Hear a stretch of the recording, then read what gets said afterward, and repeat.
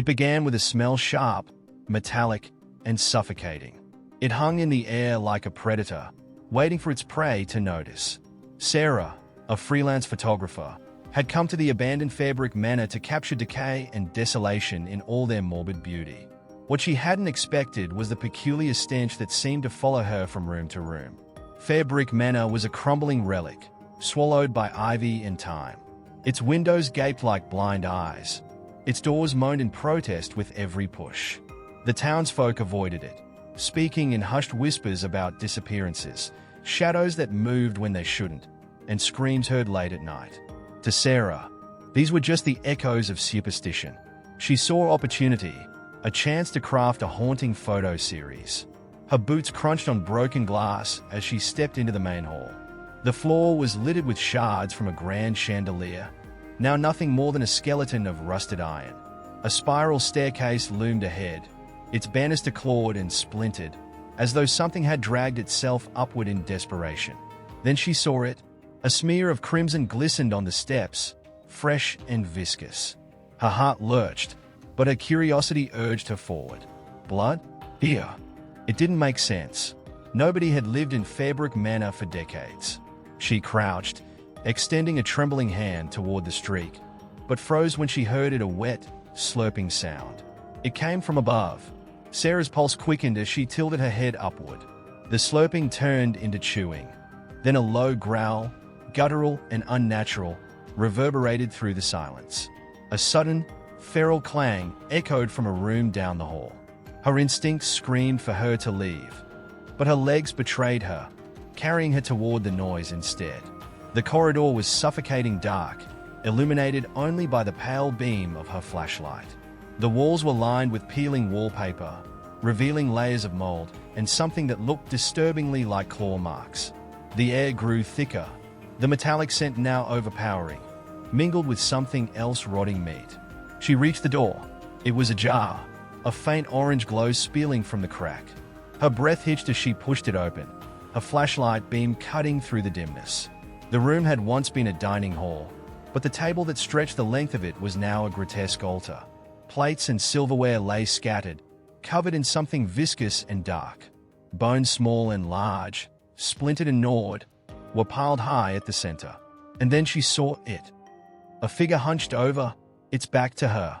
It was massive, its shoulders heaving as it gnawed on something, the wet crunch of cartilage and bone echoing.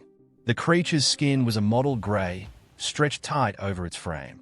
Tufts of wiry hair sprouted sporadically, and its fingers ended in claws that gleamed, slick with gore. Sarah's breath betrayed her, escaping in a sharp gasp. The creature froze. Slowly, it turned, and her flashlight illuminated its face, a horrifying amalgamation of human and beast. Its eyes were too large, glowing a sickly yellow, and its mouth was too wide, filled with jagged, uneven teeth, stained crimson. The thing let out a low, guttural chuckle. It rose, unfolding to an impossible height, its head nearly brushing the ceiling. In its claw, it held a severed arm, the flesh stripped almost to the bone. Hungry, it rasped, its voice a chilling mockery of humanity. Sarah stumbled backward, her flashlight flickering as panic took hold. Her mind screamed at her to run, but her body felt rooted to the spot. The creature took a step forward, its talons clicking on the wooden floor, dragging the severed arm behind it like a grotesque toy. Fear, it hissed, its tongue darting out to taste the air.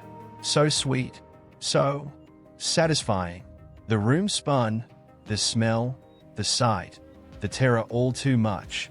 Sarah turned and bolted down the corridor, the sound of heavy footsteps and that horrifying chuckle echoing behind her. Her flashlight bounced wildly, casting monstrous shadows on the walls.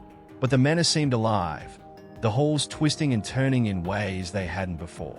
Doors that had been open were now locked, and the walls seemed to close in, suffocating her with their oppressive weight. Behind her, the creature whispered her name. Sarah, Sarah, don't run.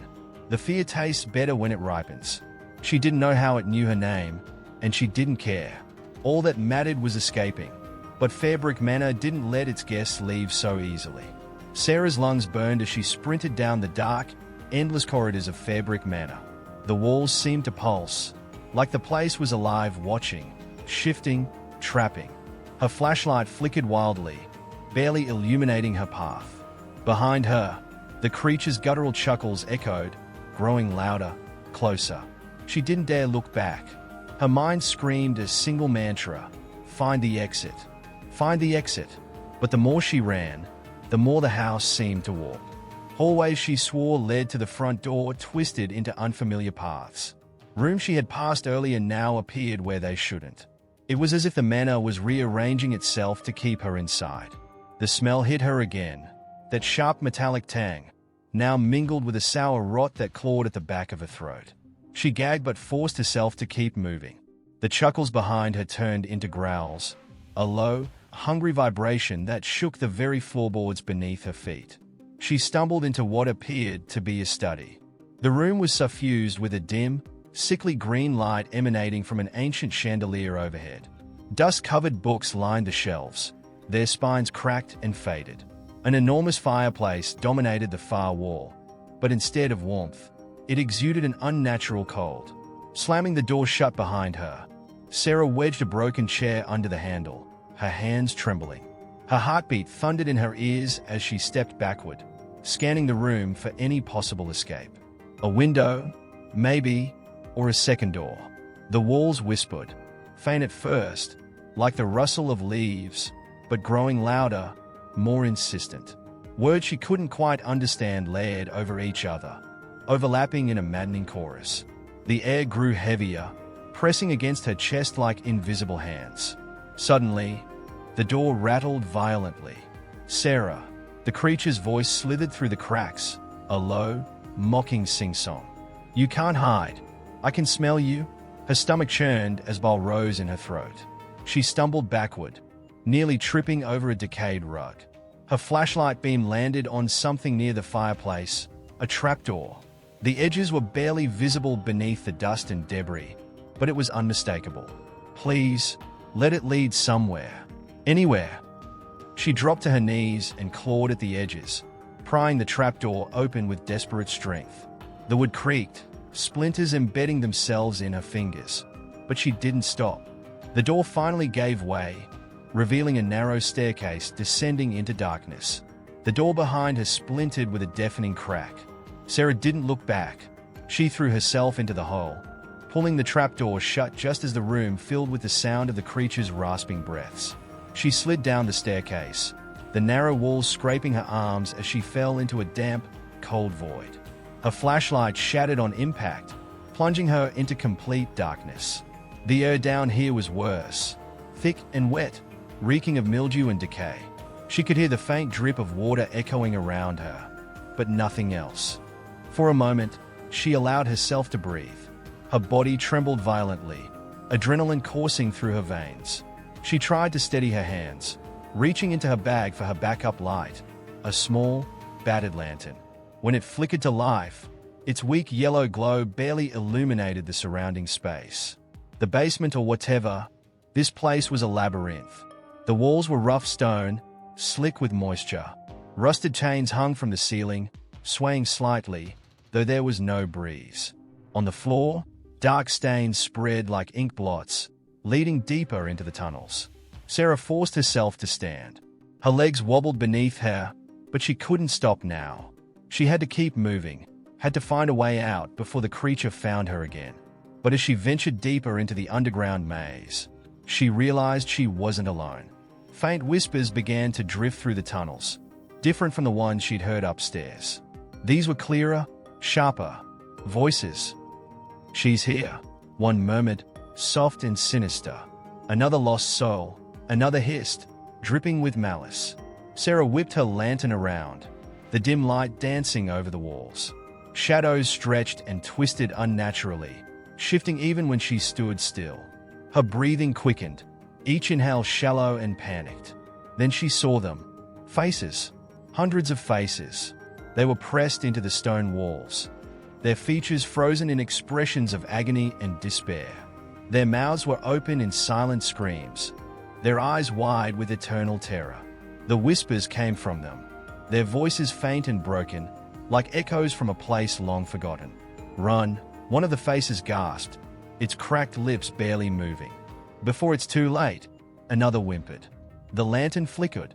A cold draft swept through the tunnel, extinguishing the light. Sarah froze, paralyzed by the suffocating darkness. And then, she heard it, the slow, deliberate scrape of claws on stone. "Sarah," the creature's voice purred, closer than ever. "You can't hide forever." Her scream echoed through the tunnels as she stumbled forward blindly, her hands scraping against the rough walls. Her foot caught on something, a bone, and she fell hard, pain shooting up her arm as she landed. In the darkness, she could feel it closing in. The whispers from the walls grew frantic, overlapping into a cacophony of warnings and pleas. "Leave us! Save yourself!" But there was no escape. The creature's breath was hot on her neck, its growl vibrating through her very bones. And then, silence. Sarah lay frozen, every nerve screaming for her to move, but her body refused to obey. The creature's breath was ragged, humid, and foul against her neck, a sickening prelude to the inevitable. She squeezed her eyes shut, waiting for claws to pierce her flesh, for teeth to rend her apart. Instead, the creature laughed, a deep, guttural sound that echoed through the tunnel like a cruel symphony. Such rich fear, it purred, its voice dripping with satisfaction. "You've marinated well." She felt the floor tremble as it shifted, its hulking weight retreating ever so slightly. Her instinct screamed at her to run, but when she opened her eyes, the dim glow of a fallen lantern revealed something more horrifying than she could have imagined. The faces in the walls were moving, their mouths twisted and stretched, their cries now loud and clear, a cacophony of terror and pain. Hands began to emerge from the stone, clawing at the air, their fingers mangled and bloody. "Help us!" they shrieked in unison, their voices piercing. "Don't let it take you." Sarah scrambled backward, her hand brushing against something cold and solid. She grabbed it, a rusted metal pipe, and held it tightly, her knuckles white. Her mind raced. She didn't know what this thing was, but she wasn't going to let it toy with her any longer. The creature tilted its head, yellow eyes gleaming with amusement. "Oh, you think you can fight?" it mocked, its jagged teeth glinting in the faint light. It stepped closer, its massive frame blocking out what little illumination remained. She swung the pipe with all her strength, aiming for its grotesque face. The metal connected with a sickening crunch, and the creature roared, staggering backward. Dark, tar-like blood oozed from the wound, hissing as it hit the ground. The faces in the walls began to chant. "Strike again! End it! Don't stop!" Fueled by desperation, Sarah lunged forward, striking again and again. Each blow seemed to weaken the creature, its movements growing slower, more erratic. But the tunnel trembled with each strike, the stone walls groaning as though in protest. Cracks spider webbed across the ceiling, and chunks of debris began to fall. The creature let out a final, ear-splitting roar and collapsed, its massive form crumpling to the ground. Sarah didn't wait to see if it would rise again. She turned and ran, her legs screaming in protest, her lungs burning with every breath. The tunnel shook violently, the faces in the walls screaming in panic. "It's collapsing! Run! Run!" Sarah sprinted through the darkness, guided only by the faint hope that an exit lay ahead. The ground crumbled beneath her feet, the air thick with dust and debris. Just when she thought her legs would give out, she saw it, a faint glimmer of light ahead. She pushed herself harder, ignoring the sharp pain in her side. The light grew brighter, revealing a narrow opening. Without hesitation, she dove through it, landing in a heap on the damp grass outside. The ground beneath her heaved one final time before the entire structure collapsed in on itself. The sound a deafening roar of stone and earth. She lay there, gasping for air, staring up at the night sky. For a moment, there was only silence. The cool breeze brushed against her skin, a stark contrast to the suffocating air of the manor. She wanted to believe it was over, that she had escaped. But then, she heard it, a faint whisper, carried on the wind. "Sarah!" She bolted upright, her eyes scanning the darkness. The ruins of Fairbrick Manor were, still, Nothing but a pile of rubble. But that whisper, low and guttural, sent a chill down her spine. She turned and ran, not stopping until the lights of the town came into view. Days turned into weeks, and Sarah tried to move on. She burned the photos she had taken of the manor, unable to bear the memories they stirred. But the whispers followed her, creeping into her dreams, echoing in the stillness of the night. And then, the cravings began. At first, it was subtle, a strange taste lingering in her mouth, metallic and sweet. Then, it became unbearable. No matter what she ate or drank, nothing satisfied her. She would wake in the middle of the night, her body trembling with hunger, her mind filled with images of raw meat, of blood. One night, she awoke to find her hands stained red, her nails broken and caked with dirt. Her heart pounded as she realized she had no memory of leaving her bed. The whispers grew louder, more insistent. Feed, they urged. Taste. She fought it as long as she could. But the hunger was relentless, gnawing at her sanity. And when she finally gave in, it wasn't enough. Nothing was enough. The fear, the scent of it, was what she craved. The first time she hunted, it felt like a nightmare. She followed a man down a dark alley, her heart pounding with anticipation. When he turned, startled, she lunged, her teeth sinking into his flesh. His screams echoed in her ears, but she didn't stop. She couldn't. When it was over, she stared at his lifeless body, her hands trembling, her mouth dripping with blood.